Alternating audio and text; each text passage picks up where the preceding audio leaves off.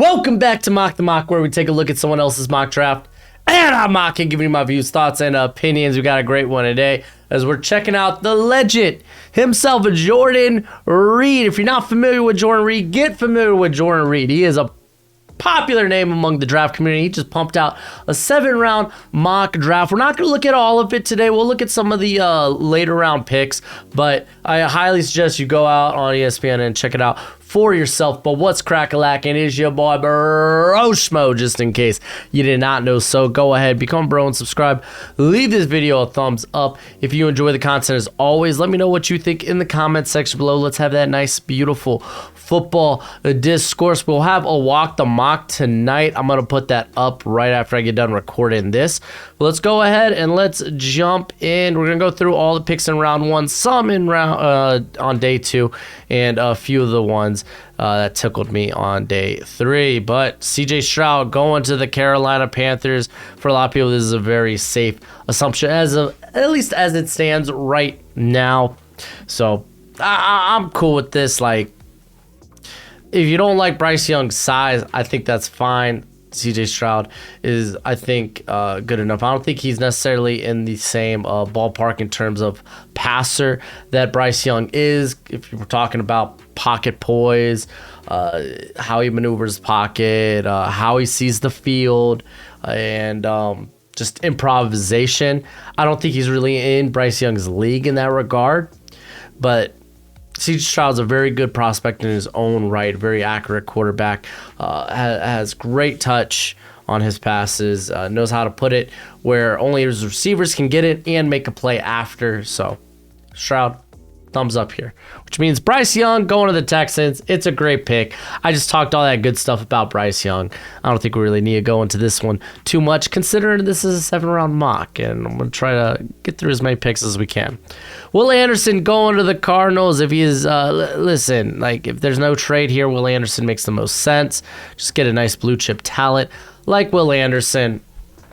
This team in general needs more talent, is deprived of it, especially on the defensive side of football. Will Anderson will help remedy that to some degree.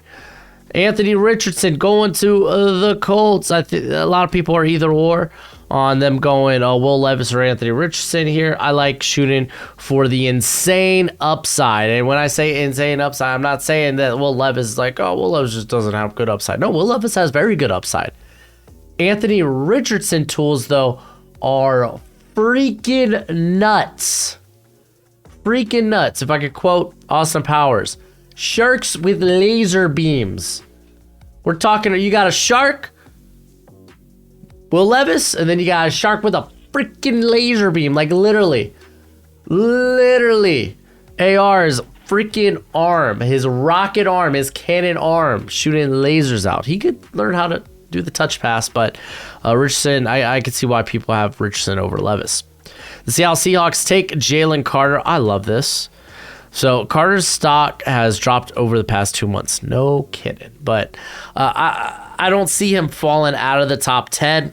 And I've even said that I find it hard to believe he could even fall out the top 5. He's that good of a talent. I know some of y'all are like, oh, look at that piss poor pro day, and it's like, you know what? Some things just don't matter when you got 2 years of tape, and it's like, yeah, he's kind of good. It's kind of good. Like, if it doesn't work out, it doesn't work out, but he's definitely a guy worth swinging on. He probably is the best player in this class. All right, Detroit Lions take Tyree Wilson. This is another pick I've seen that's been pretty popular after free agency for the Detroit Lions with Will Anderson or Jalen Carter don't make it to this pick. Tyree Wilson kind of shores up that other edge spot across from Aiden Hutchinson. Wilson has the flexibility to kick inside on passing downs, which allows you to bring in James Houston. Good pick. Las Vegas Raiders go with Will Levis. I'm not sold Raiders want a quarterback in this draft. And I'm not saying Jimmy G is like the end-all, be-all for the Raiders. I think that's kind of far from the point, but I feel like Jimmy G enables them to not have to go quarterback in this class, but maybe try to add talent at other positions. That's my take. All right, the Atlanta Falcons, Christian Gonzalez. I would like them to address the pass rush, but I think this one is fine because it's not like it fell to them here. You get your first pick of the top corner on the board. I think you take that. It's an edge deep class. It's a corner deep class. Atlanta, it allows them to be very fluent with what they can pick here. All right, Chicago Bears take a better Roderick Jones. He kind of hits some of the thresholds for the Bears. I personally like Paris Johnson a little bit more. I think he's got maybe a slightly better upside. I mean slightly, but either I could see them going with who they want to be their right tackle going forward, because I think they're going to be pretty comfortable with Braxton Jones at left. The thing is, Paris Johnson has experience on the right side too, so that's why I would go there. Nolan Smith going to the Philadelphia Eagles. Hassan Reddick, he coming in he's got 2 years left on that contract. Let's just read the blurb here. Philadelphia General Manager Howie Roseman has been strategic with how he attacks positions in round one, anticipating roster needs sometimes a year or two in advance. He has poured resources into the defense to supplement the veterans on the roster. Drafting Smith would be another strategic move, as he is a similar player to Eagles edge rusher Hassan Reddick, which that's why I kind of brought up Reddick's name. Smith is an explosive outside linebacker who can rush standing up or with his hand in the ground. He would be a nice addition that fits the mold of what the organization covets. So, okay. I mean, I think this kind of begins the range. Nolan Smith, you get to this 10 pick. I think that's where teams start to consider him. Peter Skoronski going to the Tennessee Titans. Hopefully they complete the offensive line here, or at least to some regard. They got, it feels like the left guard and center positions are kind of wide open. Oh, but freaking Aaron Brewer's moving to center. I could give two craps. Aaron Brewer was terrible last year at left guard. I can't imagine it gets much better. Maybe it does, but getting Skoronski kind of like a dude that can play really all five positions. I think it just kind of it's a makes sense pick for the Tennessee Titans. Houston Texans, they go Jackson Smith to Jigba. And I've been on the record saying I truly believe this pick is defense, just based on the moves or the lack thereof moves on the front seven from D'Amico Ryans. I really think after they get their quarterback, they're going to really lay heavy into that defense, mainly the front seven. But Jackson Smith and Jigba be a nice addition here, but I don't think it's necessarily one they need right now. All right, the Jets take Paris Johnson. Listen, everyone keeps drafting tackle for stinking Jets just because it makes sense. It just freaking makes sense, bro. It really just does. Paris Johnson, my top OT1. If you want to check out my OT rankings, they're already on the channel. Final OT rankings. Go look at it. Devon Witherspoon making it here to the Patriots. I think it's a good selection. He kind of pairs up to what they like to do coverage-wise. So, good addition there. Miles Murphy going to the Green Bay Packers. I actually want to see what Reid has to say about my boy Miles Murphy. Let's see, Murphy has shown stretches of being a terror off the edge, 2021. Although he needs to expand his toolbox as an edge rusher. Well, yeah, he's a bit unpolished as a pass rusher. His powerful hands as a run defender, determination as a rusher, and alignment versatility can help him carve out a role early in his career. And I'm down with that, dude. I love Miles Murphy. Washington Commanders, they're going Joey Porter. I've been saying Joey Porter is a good fit, team that wants to get more physical at the corner position. Porter allows them to do that. Porter, honestly, he's played, people look at him and they think just press man. But he's played off coverage before, and if this is a team that wants to get more physical at the corner position, maybe they play a little bit more press in some situations, which Porter allows them to do that. You got another big corner in Benjamin St-Juste who allows them to do that. You got they're talking about Kendall Fuller moving back to the slot here. So that's actually interesting because they had Bobby McCain mainly manning up the slot. He's gone. He wasn't that good in the slot last year, but I like this. The Pittsburgh Steelers go Darnell Wright. I've been telling y'all. Dude, Mike Tomlin, he was licking his chops at the Senior Bowl, looking at guys like Darnell Wright, and DeJuan Jones. I was saying, hey, maybe pick 32, the first pick in the second round, would be that OT pick. But it's tackle class, tackle class is starting to get hot. People are starting to move it up because they know when day 2 comes around, tackle ain't such a hot spot anymore. There ain't a lot of guys you really want to pick up on day 2 at the tackle position. So you might want to do it early in the first round. So Darnell Wright being one of those guys. The Detroit Lions take Deonte Banks. He actually is a good scheme fit for their coverage. I guess our coverage scheme that Aaron Glenn runs there. They brought in C.J. Gardner-Johnson. Cameron Sutton has flexibility to play in the slot. You also have Manuel Mosley, but he's only on 1 year, and you really don't know what's going on with Jeffrey Okudah. Hopefully he comes out and has a banger year. But grabbing more competition, more talent, more depth at the corner position is always a good answer. I would kind of probably prefer Quentin Johnston here, though. All right, Anton Harrison going to the Tampa Bay Buccaneers. Tristan Wirfs probably moving to left tackle. Grabbing I don't know if Harrison moving to the other side would be interesting. Or they could just keep Wirfs over at right tackle and just have Anton Harrison play the position he's been playing the last 2 seasons. Left tackle. 3 seasons, actually, maybe. But Anton Harrison, great movement skills. I like the addition. Seattle Seahawks go. Lucas Van Ness making it to this pick. So they just addressed the front 7 here, and I like it. I don't mind it. Lucas Van Ness, a bit of a versatile pass rusher. A guy that played 3 tech in 2021. Now played more of a outside edge rusher role in 2022 and was very good at it. And another talent's fallen because he's right up there with Myles Murphy. Him and Myles Murphy are basically right together for me. I'm kind of waiting on Myles Murphy's pro day to kind of solidify which one I have over the other. Bijan Robinson going to the Chargers. Chargers fans, are you done with this one yet? Y'all are probably so sick of it, but fun fact, hey, Austin Eckler wants out, and you ain't got a running back on the roster worthwhile.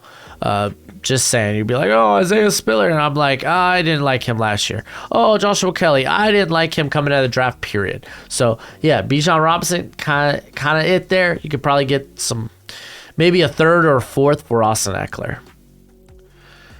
All right, Baltimore Ravens go Quentin Johnston. I don't know what's going to go on with the Lamar situation. I don't think really anybody knows. And we probably won't know until after the draft. Ideally, you want to know that beforehand, but I think the Ravens, they really do want to keep him, though. So they're going to try to figure out how they can maybe secure him long-term. And getting him weapons is a good way to secure him long-term. He needs more weapons at the receiver position. Jordan Addison going to the Minnesota Vikings. Solid pick. I really wish he got to rerun his 40 at his pro day, but if you didn't know, the pro day, the conditions were freaking atrocious, like just terrible. So you get to pair him up with Justin Jefferson, and I think that's super, super slick. You get probably very good, one of the best route runners in this class in Jordan Addison. Cyrus Torrence going to the Jags. I like this one. The Jags could go, the way the roster's built right now, they could literally take anybody. They could just be like, you know what, let's let the draft fall to us. It's a great place to be.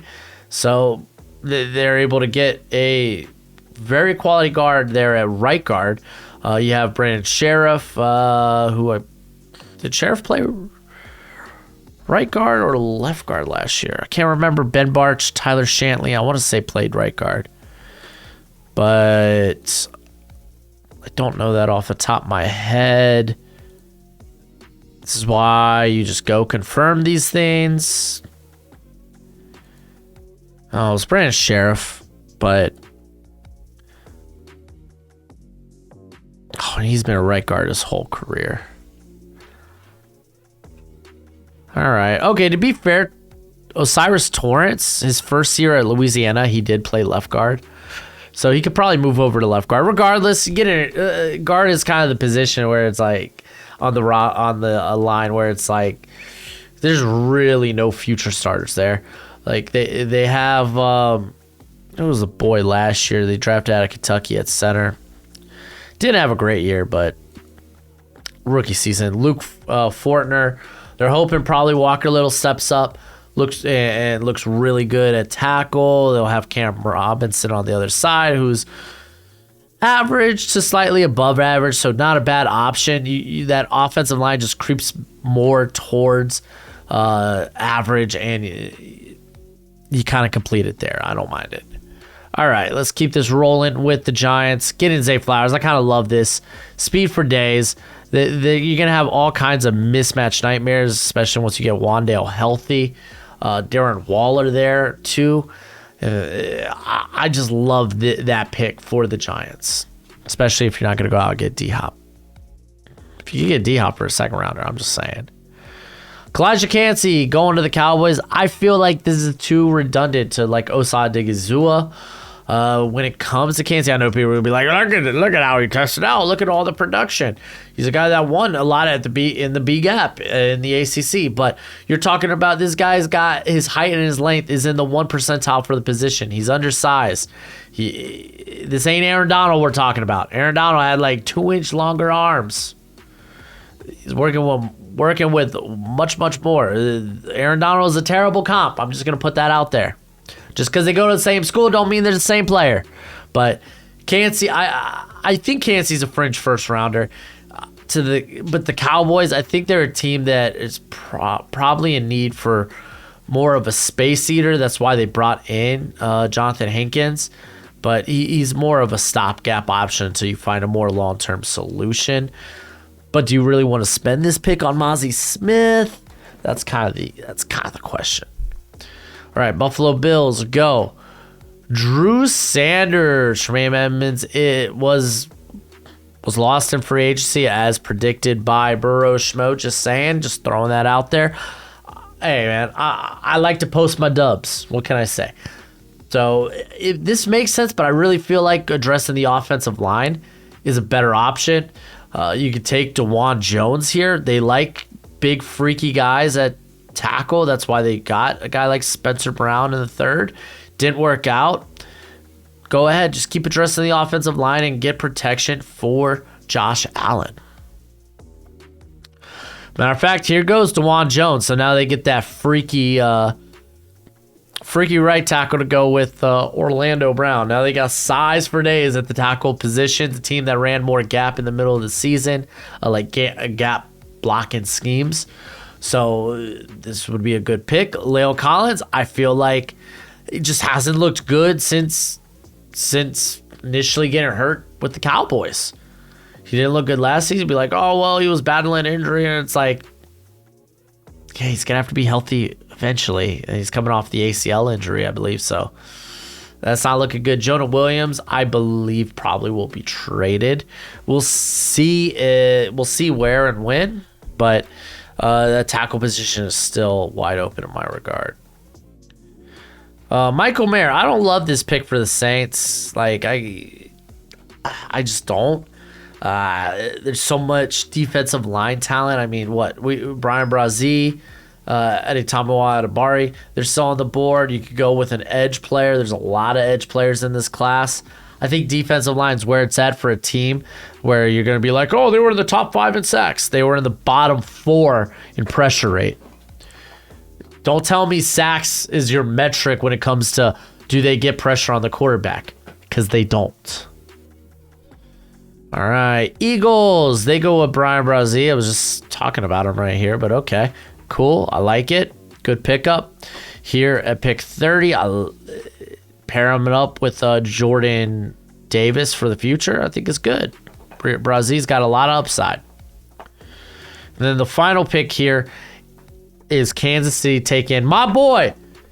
And I think he's a Kansas City Chiefs fan as well. Adetomiwa Adebari. This dude is a first rounder. This dude's going to be higher on my board than probably the consensus, because I think he's probably prospect 20 for me.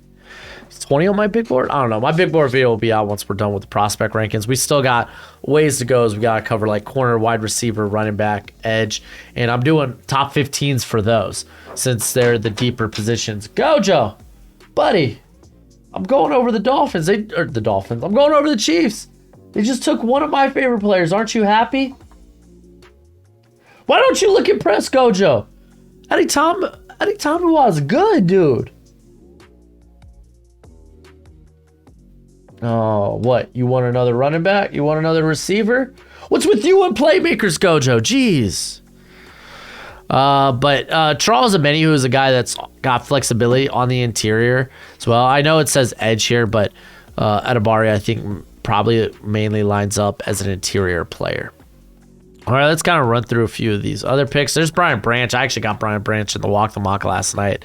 Kind of lit. But man, Brian Branch not going to the first round. Like, this safety class ain't that good. I will say that. I want to see if there's any like crazy picks. Because I mean, some of these are kind of par for the course. Hyatt going to the tight ends. I kind of like that second round fit. Trying to see if there's any like crazy, oh, this is really high. I did look at it beforehand. Admittedly, I just didn't take notes on it. What can I say? Darnell Washington totally feels like a Packer, by the way. Like, if they loved Mercedes Lewis, they're going to love Darnell Washington. This is Blake Freeland. This is really high. Like, yo, I loved Abraham Lucas as a top 50 prospect. He goes at what, like somewhere in the third round. Blake Freeland was supposed to be my Abraham Lucas, and he did nothing but hurt me at the Senior Bowl. I'm just going to say that. I do think he's top 100, though. Let's see. Dolphins getting Gibbs. Dolphins don't need freaking running backs. Give me, man. I'm raging. I'm angry. There's Hendon Hooker, 55. That's, I think, a much better spot. I wonder how far Tanner McKee is in this draft. There's a real question. How far down they got is Reid got Tanner McKee. Marvin Mims at 62. Ooh, I loved Marvin Mims coming to the season. I still like him. He's a top 100 guy for me, but man, still feels high. There's Gravon Dexter. That kind of feels high as well, especially since they just went at a Tamiwa. But this was intentional double dipping, as you can see with the little blurb here. Here's Pickens. That's pretty high. Let's see. Jaquilin Roy. Hello. Oh, Deion Henley, man, going to the third. Okay. A little low for him, but that's all right. A lot of people really like Tyler Scott as a third rounder. I like him better as a fourth. I kind of feel like he's just a vertical slot player with return capabilities. Oh, Braden Daniels, this is pretty high. But again, this offensive line class in general is just not great. It's just not. Quan Martin. Oh, I'm reading this blurb. Antoine Winfield is entrenched as the Bucs starter at strong safety, but there are questions marks at free. Oh, wow. Because like Winfield was played a lot in the slot, and I imagine you bring in Martin to kind of play the slot. But I mean, Martin has flexibility. He's played every safety, like honestly, every defensive back position under the sun.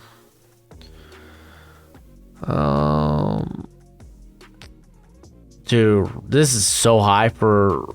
I remember seeing this on my first walkthrough. But Rajon. Oh gosh, Mr. White, Noshan's brother. Which is kind of funny because I had Noshan as a like 7th rounder, and he ends up going to the 3rd round, and I think I have Rajon as a 7th rounder as well. And here he is going to the 3rd, so I don't know, man. Maybe it's something about them Wright brothers. These Alabama prospects, these defensive line prospects, like, dude, Byron Young is a fine day 3 option, early day 3 option. They always get overdrafted, I swear. If he goes on the 3rd, he's probably going to the 3rd too. Oh, A.T. Perry to the Chiefs. I kind of like that one. All right, nothing else I think is too surprising. Sort of a lot of people are all over the place on him. Kind of like settled on him as being a midday 3 guy. All right, like I said, we're just going to kind of run through these other ones if you want to go check it out for yourself. I like this one here. Zach Kuntz going to Washington Commanders. Look at how high they got. Like Dorian Thompson-Robinson, man. Am I missing something? Dude, Chris Sims had him high. Jordan Reid has him high. I don't see him as a quarterback in the NFL. Caleb Murray out of Ferris State. I know a lot of people like a good underdog, but man, he had a rough combine. I didn't think he stuck out too much at the Shrine. Like, I thought he was fine. I feel better about him as a late day 3 guy. Yes! Wow. Freaking Jordan Reid has my boy Kenny McIntosh higher than I do. Can I get an amen? Amen. Chandler Zavala. We'll be talking about him in the interior rankings video. I think that one's going to be posted after the safeties. I'm working on the safeties one today, or at least all the overlays for that. There's my boy Wanya Morris. Let's keep running through. Yeah, Chris Smith, man, what a fall from grace, dude. His testing numbers are just terrible. They really are. It's quite unfortunate. Well, there's Ivan Pace Jr. Uh-oh, watch out, Bryce Huff. They might be looking to move on and bring in Ivan Pace. Kind of like that one. Dude, talk about Garrett Williams is a day 2 guy. That ACL injury, not being able to take part in the off-draft season, like the off-season draft process, really hurt him.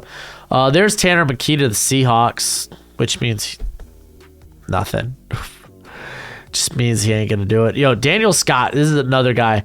When I do my safety rankings, he's probably going to be mentioned. Like, he is one of the only real true options at deep safety in this class. And I think that's going to elevate his stock. I really do believe that. People are going nuts about freaking Izzy's workout, his pro day.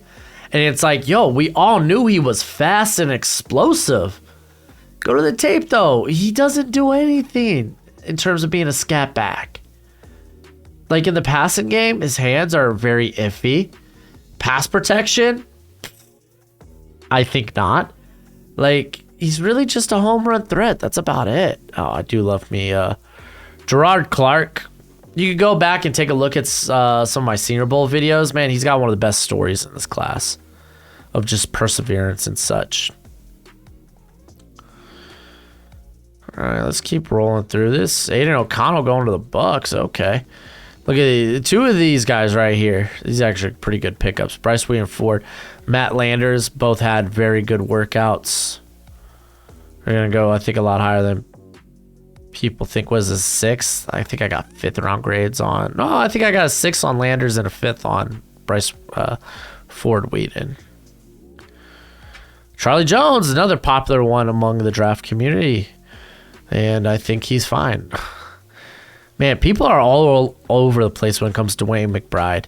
Like, he's a power back, but a power back that's better than you would expect.